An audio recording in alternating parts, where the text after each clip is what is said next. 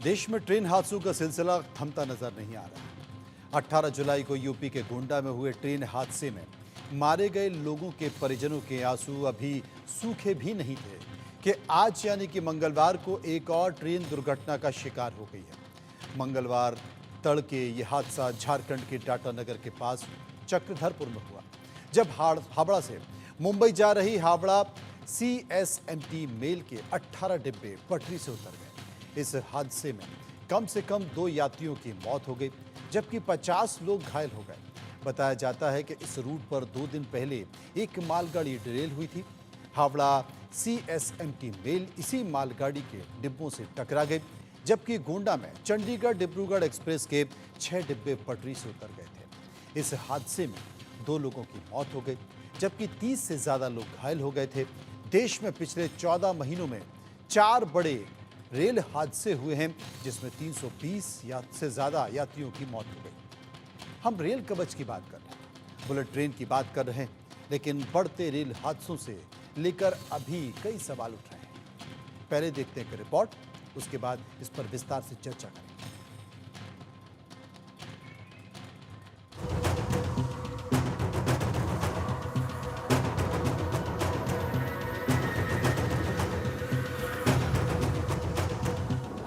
Rail हादसों का सिलसिला थमने का नाम नहीं ले रहा है। झारखंड में चक्रधरपुर में फिर रेल हादसा हो गया। हावड़ा से मुंबई जा रही हावड़ा CSMT मेल के 18 डिब्बे पटरी से उतर गए हैं। इस हादसे में कम से कम 2 से ज्यादा यात्रियों की मौत होने की खबर है, जबकि 50 से ज्यादा लोग इसमें घायल हैं। बताया जाता है कि इस रूट पर 2 दिन पहले एक मालगाड़ी भी पटरी से उतरी थी। अब सवाल है कि क्यों बार बार पटरी से उतर रही हमारी रेल? पिछले 14 महीनों में 4 बड़े रेल हादसे हो चुके हैं। 14 महीनों में 320 से ज्यादा यात्रियों की मौतें हो चुकी हैं। आखिर भारतीय रेल हादसों का शिकार कैसे हो रही है? रेलवे की रिपोर्ट के मुताबिक पटरी से उतरने की वजह से 70% रेलवे दुर्घटनाओं के लिए एक बड़ा फैक्टर बन रहा है। वहीं ट्रेन में आग लगने से 14% और टक्कर लगने से 8% रेलवे दुर्घटनाएं हो रही हैं। ट्रेनों का पटरी से उतरना रेलवे के लिए परेशानी का सबब बना हुआ है। एक ट्रेन कई कारणों से पटरी से उतर सकती है, जैसे रेलवे ट्रैक पर मैकेनिकल फॉल्ट, पटरियों में दरार पड़ना, एक्सेल के टूटने से भी ट्रेन हादसे हो रहे हैं। वहीं ट्रेन की पटरियों से पहियों का घिसना भी एक बड़ा फैक्टर है। वहीं गर्मी के मौसम में पटरियों के स्ट्रक्चर में बदलाव की वजह से भी रेल हादसे हो रहे हैं। इसे रोकने का एक ही तरीका है, मरम्मत कार्य चलता रहे। थोड़ी भी गड़बड़ी नजर आने पर उसे तुरंत ठीक किया जाए। 2022 में 2021 की तुलना में रेल दुर्घटनाओं में 38.2% का इजाफा हुआ। रिपोर्ट के मुताबिक 17,993 दुर्घटनाओं में से 19.4% महाराष्ट्र में हुई। इसके बाद पश्चिम बंगाल का नंबर रहा है।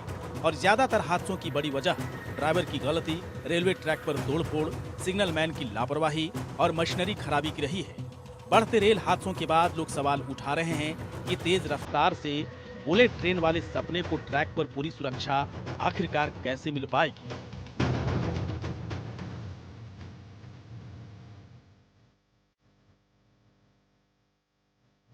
Bureau report, India news.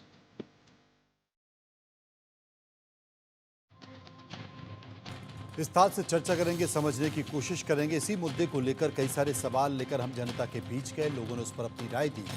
और पहला सवाल जो हमने लोगों से पूछा वो आपके सामने। झारखंड के चक्रधरपुर में रेल हादसे की बड़ी वजह आप क्या मानते हैं? 38% लोगों ने कहा रेलवे की लापरवाही है। 9% लोग चालक की गलती बता रहे थे।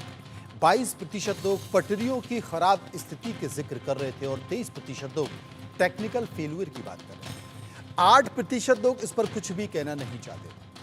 कुछ गेस्ट हमारे साथ मौजूद हैं, एक्सपर्ट हमारे साथ मौजूद हैं।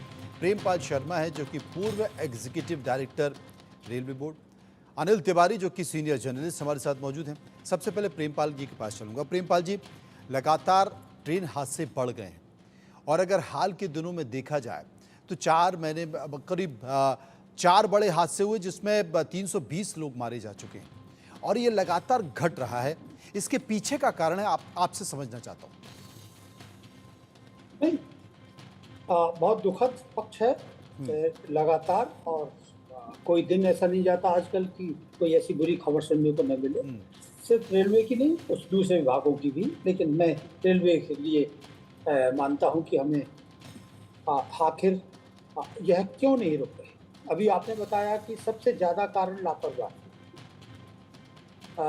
अगर मैं अपने अनुभव से कहूँ तो जितना महत्वपूर्ण हमारी टेक्नोलॉजी का अपग्रेडेशन है, चाहे वो कवच हो या ट्रैक मेंटेनेंस की गाड़ी हो या दूसरे, उतना ही ज़रूरी मुझे लगता है हमारा मैन पावर को स्किल बनाना या उनको चुस्त दुरुस्त बनाना है, जो काम पर ध्यान दें, उस डेडिकेशन पर। अभी हाल में जो गोंडा वाला मामला जो था, ट्रैक के उस इंजीनियर ने जो अखबारों में रिपोर्ट आई है, अभी पूरी इंक्वायरी रिपोर्ट का तो बाहर आना, कि उसे अंदेशा था कि ट्रैक में कुछ गड़बड़ी है और उसकी स्पीड को रोका जाए। आखिर उस पर कार्रवाई क्यों नहीं हुई, क्यों उसे इग्नोर किया गया और कुछ मासूम दुनिया छोड़कर चले।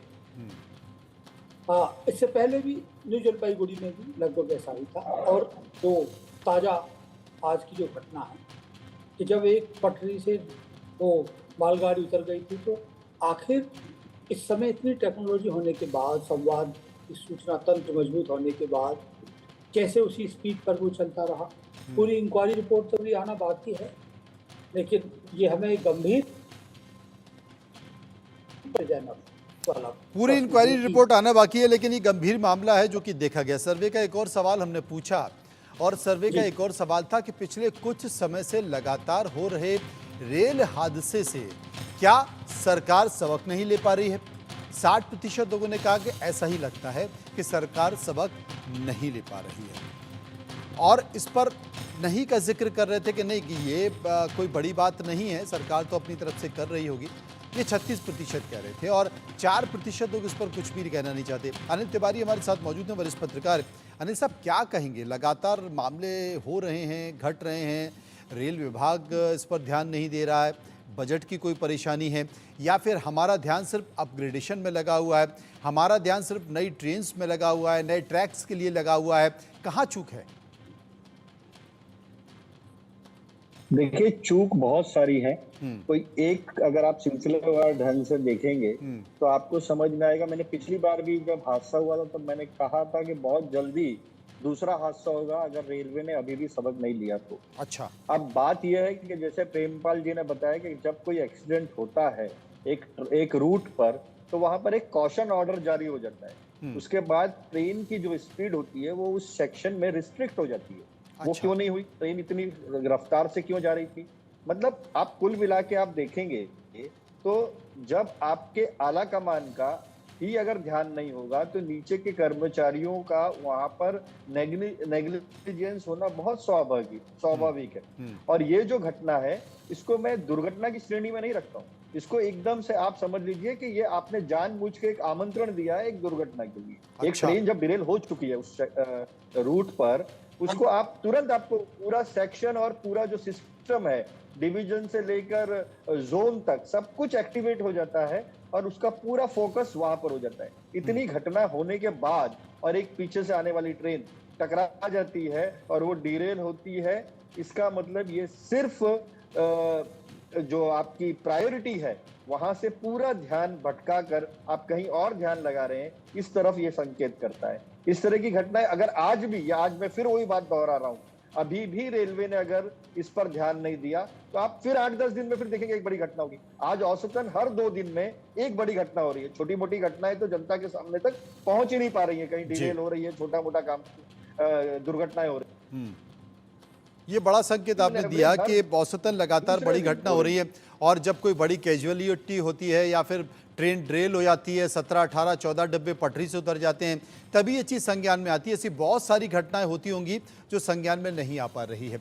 सर्वे का हमने एक और सवाल पूछा, बड़ा रोचक सवाल था कि क्या रेलवे में यात्रियों की सुरक्षा के लिए जो इंतज़ाम किए गए वो काफ़ी हैं? 47% लोगों ने कहा कि हाँ साहब काफ़ी हैं। 53% लोग कह रहे थे काफ़ी नहीं है। और प्रेमपाल जी हमारे साथ मौजूद हैं। प्रेमपाल जी, बजट में भी हमने जिक्र सुना था कि कवच योजना है, बहुत सारे जगह वो सभी ट्रेनों में लग जाएगी, तेज़ी से प्रयास किए जा रहे हैं। क्या कवच योजना के बाद हम माने कि ट्रेन के हादसे जो इस तरह की चीज़ें हैं जो दिखाई दे रही हैं, जिसमें बहुत सारे मामलों में मानवीय भूल भी है, कुछ मामलों में तकनीकी खराबी भी है, ये नहीं होंगे? प्रेमपाल जी। मैं एक हताश स्वर में आज ये कहने के लिए मजबूर हूँ हम्म। कि कवच हम लगाएंगे, लेकिन शायद जिस स्पीड से लगाने चाहिए वो नहीं हो पा रहा। मुझे पता है उसका फाइनेंशियल कॉस्ट बहुत ज़्यादा है, लेकिन जब तक वो कवच के इंतजाम हो तब तक प्रेमपाल जी, शायद आपके पीछे से आवाज़ आ रही है, कोई बात कर रहा है, उनको बोलिए कि बात नहीं करें। जी, आपकी तरफ से आ रही है। नहीं, आप ही की तरफ से शायद आवाज़ आ रही थी कोई। जी, बताइए। हाँ, जब भी एक्सीडेंट होता है एक कवच के आड़ में हम अपने ऊपर एक कवच लगा लेते हैं। मुझे लगता है कि जब हमको पता है कि कवच में इतनी कॉस्ट आएगी और सिर्फ साउथ सेंट्रल रेलवे में बहुत छोटा हिस्सा तो बन पाया है, तो हमें दूसरे अल्टरनेटिव तलाशने होंगे। अब दूसरे है जो ट्रैक में पिछले 10 सालों में मैं कुछ उपलब्धियां बताऊं, ट्रैक हमने जोड़ा है, नॉर्थ ईस्ट में बढ़े हैं, बहुत सारी बातें हैं और रिन्यूअल भी हुआ है। लेकिन इसके बावजूद भी हमारा जो कर्मचारियों की, आपने ही अपने सर्वे में बताया है, हमारी 50 साल की रिपोर्ट बताती है कि सबसे ज्यादा एक्सीडेंट हमारे ह्यूमन फेलियर है। इसका मतलब है कि हमारी जो वर्क फोर्स बहुत मेहनती है, सब कुछ है, लेकिन उसको और भी नए जमाने, नए शताब्दी के अनुसार वर्क कार्य संस्कृति बदलनी होगी। एक वक्त था कि हमारे पास में ट्रैक पर उतना लोड नहीं था। अब हमारी जनता के लिए ट्रेन भी चाहिए, स्पीड भी चाहिए, सुविधा भी चाहिए। अगर वो चाहिए तो कर्मचारियों को भी और चुस्ती से काम करना पड़ेगा। वहां मैं कहूंगा कि हम पूरी तरह से विफल हुए। आज भारत सरकार वैसी ही एक डिवाइडेड हाउस है और उसके लिए हमारी लीडरशिप, क्या हमारी लीडरशिप जाति और धर्म के ऊपर उठ पाई है? क्या वो हमारे कर्मचारियों के खून में नहीं जा रहा? जब कुछ मुद्दों के लिए मैं इस पे ऐसे पॉलिटिकल बहस में बनाना चाहता हूं कि आप कांवड़ यात्रा के लिए इतनी तैयारी करते हैं और वहीं पर फिर दूसरी तरफ संसद में एक और नेता ये कहता है कि बजट में कौन सी जाति का है। क्या आपको लगता है कि भारत सरकार के नीचे तक नहीं जाता है? और अगर आप कोई एक्शन लेते हैं तो आपके पास कमीशन है, यूनियन है, दुनिया भर की बात है।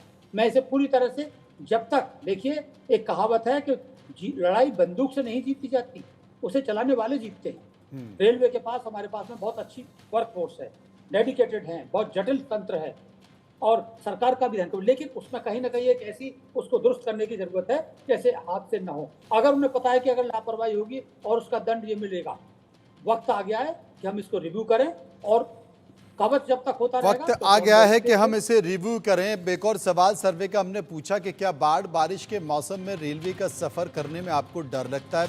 56% लोगों ने कहा लगता है, 44% लोग कह रहे थे कि नहीं लगता है और जो ना कहने वाली लोगों की संख्या थी वो 0 थी। हमारे साथ अनिल तिवारी मौजूद हैं, वरिष्ठ पत्रकार हैं, उन्हें रेलवे पत्रकारिता का भी काफ़ी बड़ा अनुभव है। अनिल जी, वैसे तो वर्तमान के जो रेल मंत्री हैं वो काफ़ी मेहनती हैं, उनका देखते हैं कि काफ़ी प्रयास भी कर रहे हैं, सक्षम भी हैं, लेकिन एक बात मेरी समझ में नहीं आती, देश में कई ऐसे डिपार्टमेंट हैं जो देश के लिए बहुत ज़रूरी हैं और उन पर संवेदनशील रहना बहुत ज़रूरी है। अब अगर अश्विनी वैष्णव को देखा जाए जो कि अभी रेल मंत्री हैं, उनके पास 2 और बड़े मंत्रालय भी, यानी कि 3 मंत्रालयों का बोझ उनके पास है, नंबर 1। दूसरी चीज़ है कि 3 मंत्रालय का बोझ उनके पास है जिनमें रेलवे मंत्रालय भी है और आप उन्हें एक राज्य के चुनाव की जिम्मेदारी भी दे देते हैं।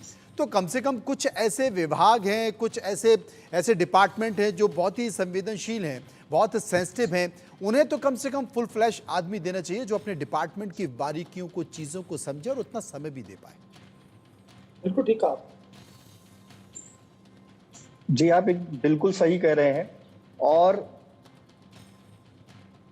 रेलवे के ऊपर पूरा फोकस होना बहुत जरूरी है। इसीलिए रेलवे में जो भी मंत्री आज तक हुए हैं उनका पूरा जो फोकस होता है उसी पर रहता है और ये पब्लिक भी अपेक्षा करती है। पर जब आप कभी एक्सीडेंट, आप देखिए, बड़ा दुर्भाग्य की बात है कि हाल फिलहाल जितने एक्सीडेंट हुए हैं उसके बाद सरकार ये जारी करती है कि हमारे कार्यकाल में ये एक्सीडेंट कम हुए हैं, पहले बहुत ज्यादा हुई थी। तो आपकी जो पोस्चरिंग है वो ये साबित करती है कि जो कर्मचारी है वो उसको सीरियस लेता ही नहीं है। वो सोचता है अरे हाँ, हमने तो बहुत कम कर दिए। तो जब तक आप एक छोटा सा भी हादसा होता है उसको अगर रेलवे मंत्री से पूरा रेलवे महकमा गंभीरता से नहीं लेगा, तब तक आप क्या मैसेज दे रहे हैं? आप अपने डिपार्टमेंट को क्या मैसेज दे रहे हैं? जब तक वो डिपार्टमेंट तक मैसेज प्रॉपर नहीं जाएगा, ये काम प्रॉपर हो नहीं सकता है। और हमारा जो रेलवे का इंफ्रास्ट्रक्चर है डे बाई डे वो वीक होता जा रहा है, उसको आपको मजबूत करने की आवश्यकता है। आप वंदे भारत दौड़ाएंगे किस पे? दौड़ाएंगे तो इसी इंफ्रास्ट्रक्चर पे है ना। जब तक ये मजबूत नहीं होगा, ये फुल प्रूफ नहीं होगा, इसकी टेक्नोलॉजी फुल प्रूफ नहीं होगी, ह्यूमन एरर खत्म नहीं होंगे, मैकेनिकल एरर खत्म नहीं होंगे, तब तक ऐसे हादसे होते रहेंगे और हम सिर्फ उसके ऊपर संवेदनाएं व्यक्त करने के अलावा और कुछ नहीं कर पाएंगे। ये सरकार की जरूरत नेशनल कैरियर को सबसे मजबूत करे और फुल प्रूफ करे। किसी देश में आपने सुना है कि हर दूसरे दिन रेलवे का हादसा हो रहा है? बहुत छोटे से छोटा देश भी होगा जहां रेलवे की प्रणाली बहुत वीक होगी, वहां पर भी ये डेटा नहीं होगा कि हर दूसरे दिन एक हादसा हो रहा हो। ये एक बहुत शर्मनाक स्थिति है। इस पर अभी भी अगर गौर नहीं किया गया और एक पूरा संपूर्ण डिपार्टमेंट एक सिंगल हैंडेड अगर किसी व्यक्ति को, जैसा आपने कहा, अगर कैबिनेट मंत्री नहीं दिया गया और उसको चुनाव में व्यस्त किया गया, तो ये हादसे होते ही रहेंगे। एक और सवाल है सर्वे का कि क्या रेलवे को कवच योजना सभी ट्रेनों में तुरंत लागू कर देनी चाहिए? अब जो लोगों की राय निकल कर आई वो एक बार आपको बता देते हैं कि लोगों की राय क्या है, क्योंकि ये सबसे महत्वपूर्ण सवाल है और बजट में भी इसका जिक्र बार बार आता है कि कवच योजना क्या है, कवच से कैसे ट्रेनों की सुरक्षा होगी, या फिर कवच को लेकर किस तरह की बातें की जा रही हैं। आपने सुना भी होगा, इसका जिक्र किया जा रहा था। तो हमने लोगों जो सवाल पूछा कवच योजना को लेकर, उसमें जो राय निकल कर आई लोगों की, वो राय ये थी कि तत्काल प्रभाव से लागू किया जाना चाहिए। जो बड़ी संख्या थी वो ये थी कि करीब 63% लोग थे जो इस बात का जिक्र कर रहे थे कि तत्काल प्रभाव से लागू की जाए। 32% लोग ऐसे थे जो कि शुरुआत कह रहे थे कि शुरुआत कर देनी चाहिए, और 5% लोग इस पर कुछ भी कहना नहीं चाहते थे। प्रेमपाल जी, आपका जवाब। माफ करना, ये कवच के बारे में लोगों से पूछना ये बहुत टेक्निकल प्रश्न है जी। कवच क्या होता है, उसकी टेक्नोलॉजी क्या होती है, वो पटरी के साथ से उसके आगे इंजन के पीछे, तो ऐसे प्रश्न पर सर्वे का कोई जवाब नहीं। ये बहुत जटिल प्रश्न है। आप नहीं, मैं इसलिए भी हमने ये सवाल इसलिए भी पूछा क्योंकि बजट में भी कहा गया कि साहब अब जब कवच लग जाएगी, हमारी कवच योजना है उसके लिए हमने इतना पैसा रख लिया है, कवच लग जाएगा तो ट्रेनों की सुरक्षा बच जाएगी, इस तरह के हादसे नहीं होंगे। तो जनता तो जो बोला जाता है उसी पर परसेप्शन तैयार करती है, उनको टेक्निकल चीजें तो पता नहीं। आपने सही कहा जी, आपकी बात से मैं सहमत हूँ, क्योंकि जब भी कोई ऐसा एक्सीडेंट होता है तो हम वर्षों से बार बार ये कहते हैं कि कवच लग जाएगा, आगे लग जाएगा, पीछे वाली, ये मान लो सामने वाले से एक्सीडेंट रुक जाएगा, पीछे वाले से रुक जाएगा, सिग्नल को क्रॉस नहीं करेगा, लेकिन आखिर ट्रेन चलेगी कहाँ? पटरियों पर। पटरियों पर पुल भी होते हैं, इंजन भी होता है, बॉगी भी होता है, एक्सेल भी होता है, क्या क्या नहीं होता। जैसे एक ह्यूमन बॉडी होती है, मान लिया कि आंखों की सबसे ज्यादा जरूरत है, लेकिन क्या बाकी चीजें? इसलिए ये कि कवच निश्चित रूप से हमारे पास सेफ्टी फर्स्ट, स्पीड सेकंड, हम उन बड़ी बड़ी सुविधाओं को, मैं इस बात से सख्त खिलाफ हूँ कि रेलवे के अंदर कुछ लोग खाने की एक से एक उम्मीदों से चढ़ते हैं। रेलवे यात्रा के लिए होती है। एक मंत्री थे कि उसमें वाईफाई की वो शॉपिंग की सुविधा दी जाएगी, एक और मंत्री थे कि आप उसमें शॉपिंग भी कर सकते हैं। अरे बाबा, इस गरीब देश के लिए पहले यात्रा जरूरी है, ये धमनियाँ हैं उस पूरे विकास के लिए, आने जाने के लिए, तब तो पहली प्रायोरिटी हमें इस पर रखनी होगी। अब आता है दूसरा, हमारे पास में पैसा, अगर पीपीपी मॉडल से भी अगर हमें लिया जाए तो हमें लेना पड़ेगा। अब आप उस समाजवादी व्यवस्था में जो 100 साल पहले थी या 50 साल, उसमें डूबे रहेंगे कि हम प्राइवेट और नहीं रहे। उससे क्या स्कूल प्राइवेट नहीं हुए? क्या अस्पताल प्राइवेट नहीं हुए? क्या आप टैक्सी प्राइवेट नहीं करते? तो सिर्फ रेलवे के लिए क्या? जब दिवाली पे लेते हैं तो ट्रेन में अगर लेने में क्या है, रेलवे को अपनी फाइनेंस पर खड़ा होना पड़ेगा। मैं खैर उस बात पर आता हूं कि हमको एक ऐसा रिव्यू करना पड़ेगा। हमारे पास में बहुत कॉम्पिटेंट मैन पावर है, जनरल मैनेजर्स हैं, डिवीजन है, शायद तुरंत वक्त आ गया है कि हम अब विजिलेंस वीक और दूसरे वीक तो बाद में मनाए जाते रहेंगे कि हम एक सेफ्टी वीक, और सिर्फ सेफ्टी वीक सिर्फ दीवारों पर ना हो, हर यूनिट पे सिग्नलिंग, सिविल, मैकेनिकल, उन सबको दुरुस्त किया जाए। और थोड़ी सी लापरवाही, मैं अंतिम बात पे आता हूँ जो तिवारी जी ने भी, क्या हम एक्शन ले पाते हैं? उनके कर्मचारियों के अंदर ये डर होता है? नहीं होता। उन्हें पता है किसी की जेब में कोई एमएलए होता है, कोई एमपी होता है और कोई किसी की सिफारिश होता है। पार्टियों से यह देश चल रहा है और पार्टी वोट बैंक से चल रही है। अफसोस की बात है कि मुझे इसमें कोचिंग हादसे में, पेपर लीक होने के हादसे में, तमिलनाडु में किसी का मर्डर होने में, उसमें कोई अंतर नजर नहीं आता। ये सब उस देश की उस दुर्व्यवस्था का है जो हमारे नेताओं ने, हमारे और अनिल तिवारी जी हमारे साथ मौजूद है। अनिल जी, आपको याद होगा कि बालासोर में घटना हुई थी और घटना में कई सारे लोग, मतलब मुझे लगता है कि एक बड़ी संख्या थी मरने वाले लोगों की, और अचानक से एक संकेत निकल कर आ जाता है कि इसमें हमें कुछ साजिश दिखाई दे रही है, और जब साजिश का पता लगता है तब तक बहुत देर हो जाती है, लोग भूल जाते हैं, तब तक तो मुझे लगता है 4-5 बड़ी घटना और हो चुकी है। देखिए, बालासोर वाली बात नहीं है, बहुत सारी बात है। मैं बालासोर वाला ये आपकी सब बात जोड़ दूं कि प्रेमपाल जी ने जैसे सही बताया कि आप इंफ्रास्ट्रक्चर के लिए क्या कर रहे हैं। कवच देखिए हर मर्ज की दवा नहीं है। कवच का रोल कब आता है? जब एक ट्रेन डिरेल हो गई है तो वो दूसरी ट्रेनों को सूचित करेगी, या कोई ट्रेन सिग्नल ओवरशूट करती है तो उसमें ऑटोमेटिक ब्रेक लगेगा। पर जब आपका डिरेलमेंट हो रहा है उसमें कवच क्या कर लेगा? आपका सिग्नल फेलियर हो रहा है उसमें कवच क्या कर लेगा?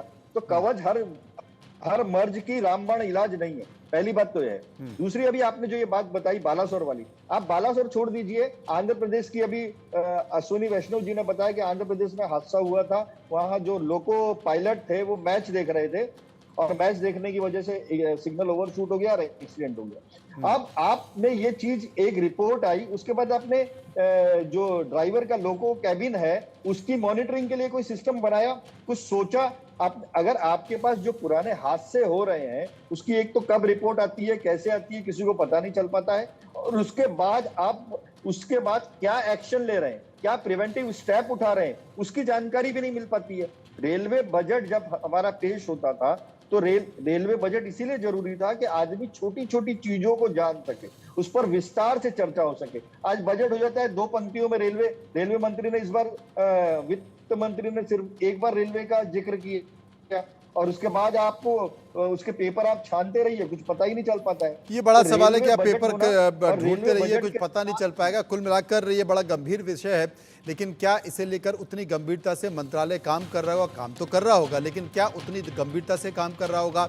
जो हादसे हुए हैं उन हादसों की जो रिपोर्ट है, क्या उन रिपोर्ट के आधार पर ईमानदारी से उस पर कुछ सोचने समझने की या कुछ ऐसा प्रयास किया जा रहा होगा? खैर, फिर इंतजार करेंगे। जैसा कि अनिल जी ने कहा कि अगर चीज़ों को ठीक नहीं किया तो आप देखिएगा बहुत जल्द एक बार फिर से एक और बड़ा हादसा हमारे सामने नजर